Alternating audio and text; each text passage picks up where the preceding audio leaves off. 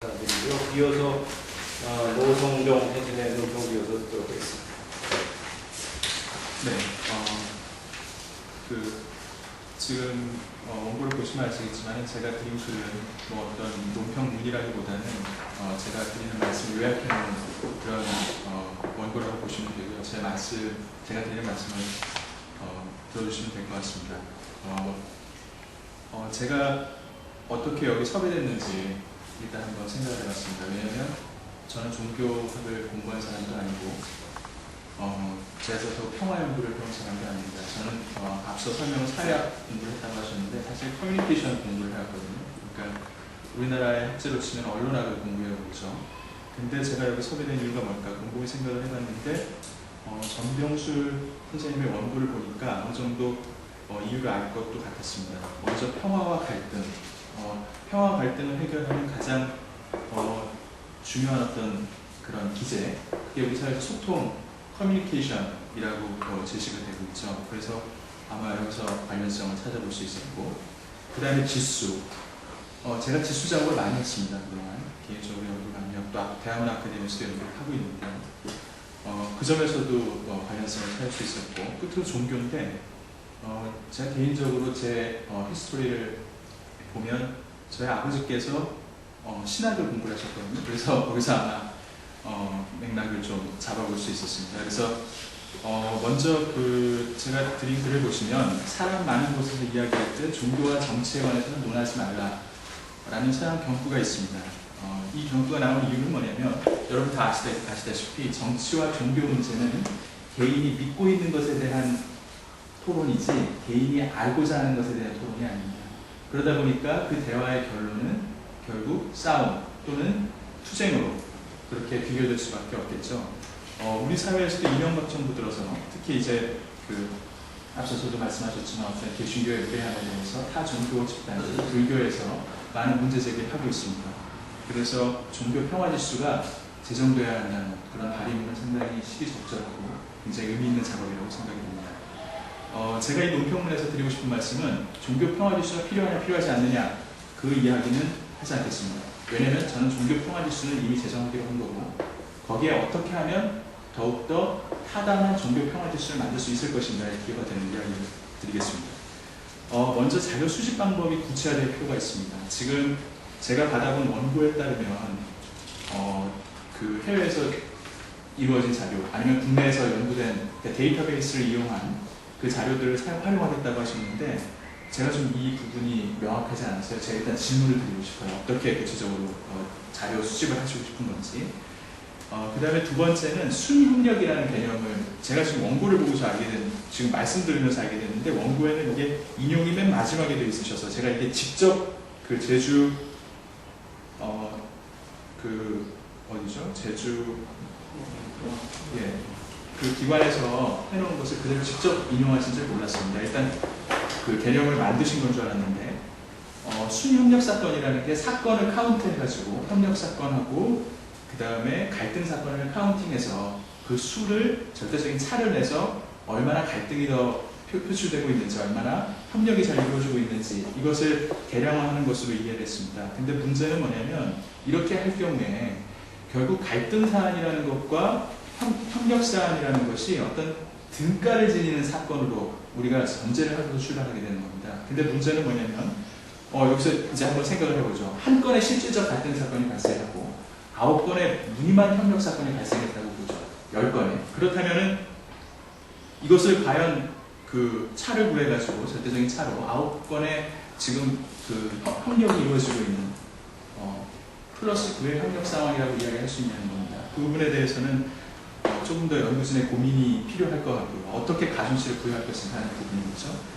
그 다음에 종교 간 평화를 과연 과정으로 볼 것인가 결과로 볼 것인가 하는 점입니다. 지금 종교 간 평화 지수 여기서 지금 원고에서 제시되고 있는 바는 종교 간 평화를 일종의 갈등 차원으로 그러니까 일종의 과정 차원이 아니라 결과 차원으로 보시고 있는 것 같아요. 그래서 갈등이 심화되고 있는 것이 표출된 상황을 카운팅 하시겠다고 한 거기 때문에 결과적으로 나타난 종교 간 평화, 그러니까 종교 간 갈등을 지수화하시겠다라고 하신 것 같습니다. 근데 중요한 점은 뭐냐면 종교 간 평화는 과정이기도 하다는 점이죠. 그래서 실제로 종교 간 평화의 과정을 우리가 측정을 하려면 어떤 특정 종교 내지는 서로 종교인과 비종교인 간에 내지는 종교인 간에 가지고 있는 어떤 특정 종교에 대한 편견이라든지 고정관념, 그 다음에 관용 부분 이런 것들을 고려를 하셔야 됩니다. 그렇지 않고 나타난 결과만을 가지고 사례를 수집할 경우에는 여전히 문제가 있는 거죠. 아까 인식조사를 배제하고 데이터베이스만 가지고 지수화를 하시겠다고 했는데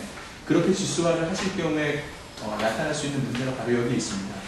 그래서 결과로 나타난 사실을 가지고 실제로 우리 사회의 갈등이 이 정도다라고 얘기할 수는 없다는 거죠. 왜냐하면 그 이면에 존재하는 갈등을 우리가 수량할 수 없기 때문에 그런 문제가 존재합니다. 네 번째로는 종교인과 비종교인 간에 종교에 대한 태도가 차이가 있다는 점이 아까 원고에서 나타나 있죠. 그래서 최근에 특히 사회에 널리 퍼져 있는 기독교에 대한 비판적 시각, 기독교를 개독교라고 부르는 사람들이 있더라고요. 그건 어떻게 보면 사회적인 낙인이거든요. 그런 사회적인 낙인이라는 것이 결국은 종교 평화에 심각한 훼손을 가져다 줄 수 있는 잠재 요인인데 이러한 인식을 우리가 볼 때 타 종교인들이 가지고 있는 인식이기도 하지만 기독교에 대해서 비종교인 역시 종교를 가지고 있지 않은 사람이나 기독교에 인발되어 있지 않은 사람도 역시 가질 수 있는 인식이라는 겁니다. 이런 부분은 지금 현재의 방법론으로는 포획할 수 없는 부분인 거죠. 그다음에 다섯 번째로 종교 간 갈등과 종교 내 갈등을 함께 포괄해서 살펴봐야 되지 않느냐 합니다. 지금 문제의식은 어떻게 설정되냐면 종교 간 갈등이 심화되어 있다고 설정이 되어 있습니다. 하지만 한국 사회를 면밀히 관찰해보면 종교 간 갈등뿐만 아니라 종교 내 갈등이 심화되어 있다는 걸 볼 수 있거든요.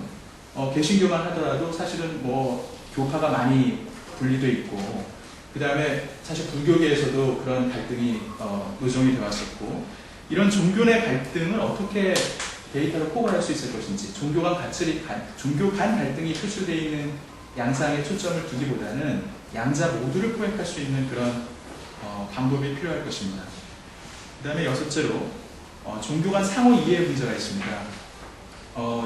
지금 우리가 집합적인 차원에서 나타나는 종교 갈등만을 가지고 문제를 보게 되면 종교 간 평화를 논하게 되면 어떤 문제가 있을 수 있냐면 사실 그 이면에 놓여 있는 기저에 있는 그 어떤 심리적 기제를 놓칠 수 있거든요. 아까 앞에서도 말씀드렸듯이 종교 간 갈등이 나타나는 이유가 가장 큰 이유는 뭐냐면 서로의 종교에 대한 이해가 부족하기 때문인 거죠.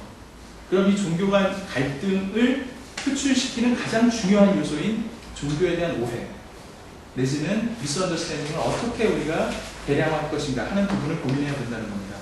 결국 이런 부분은 인식이라든지 사람들이 가지고 있는 태도 내지는 정서를 통해서 나타나게 되는데요. 이런 부분들을 측정하실 필요가 있습니다.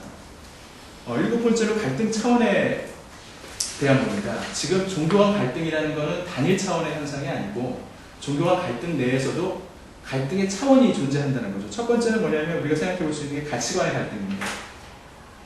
기독교가 내세우는 가치관과 불교가 내세우는 가치관이 상이하기 때문에 거기서 오는 조화와 부조화에서 오는 평화와 갈등이 존재할 수 있습니다. 다른 하나는 이해관계 때문에 나오는 갈등이 존재할 수 있는 거죠. 예를 들어보면 불교의 가치관에서 동의하고 있는 어떤 개인이 내지는 어떤 집단이 예를 들어서 조계사 때문에 거기 타이포가 있습니다. 그 조계사로 때문가 아니라 조계사 때문에 발생하는 상권 때문에 자신의 경제적인 이해관계와는 조화를 이루는 그런 상황이 발생할 수 있습니다. 이런 상황에서도 역시 갈등이 존재하는 거죠. 그렇지만 그 갈등과 자신의 가치관에 대해서는 긍정적인 태도를 갖지만 어떤 특정 종교에 대해서 그 이해관계에 있어서 불일치가 오기 때문에 나타나는 갈등과는 질적으로 다른 갈등입니다. 이 갈등을 하나로 합쳐가지고 갈등을 카운트해서는 안 된다는 거죠. 그래서 이 부분에 대해서도 갈등을 좀 유형화할 필요가 있을 거고 제가 아래에다가 적어드렸는데 가치관과 그 이해관계가 모두 조화를 이루는 상태를 우리가 평화 상태라고 놓고 본다면 나머지 그 불일치의 상황 그것을 세 가지의 서로 다른 갈등 유형으로 우리가 구분할 수 있습니다. 그래서 갈등 지수를 만드실 때 내지는 종교가 평화 지수를 만드실 때 이 세 가지 차원을 좀 고려를 하셔서 작업을 하시면 좋을 것 같고요. 그 다음에 이제 그 끝으로 조사 결과의 현실적 함의 부분인데 사실 그 종교가 평화 지수를 만드시는 것은 분명 굉장히 의미 있는 작업인데 단순히 현상을 기술하는 우리 사회 종교 간 평화가 이 정도의 지금 상황이다라는 그런 어떤 기술적인 내용만 가지고는 어떤 현실적인 대안을 던져주기 어렵다는 겁니다. 아까 앞서 말씀드렸듯이 가령 종교 간 상호 이해의 문제가 있기 때문에 종교 간의 갈등이 존재한다는, 내지는 종교 간 평화 질서가 위협받고 있다는 그런 결과를 도출할 수 있다면, 그러니까 종교 간 평화를 위협하는 여러 하위 요인들을 잘 뽑아내셔서 거기서 어떤 요인이 가장 중요한 요인으로 기여하고 있는지 그런 연구가 이루어져야 된다는 겁니다. 지금처럼 전체를 뭉뚱그려서 집합 차원에서 갈등이 얼마나 표출되고 있다고 기술하는 것보다는 분석적으로 좀 접근하실 필요가 있다는 거죠.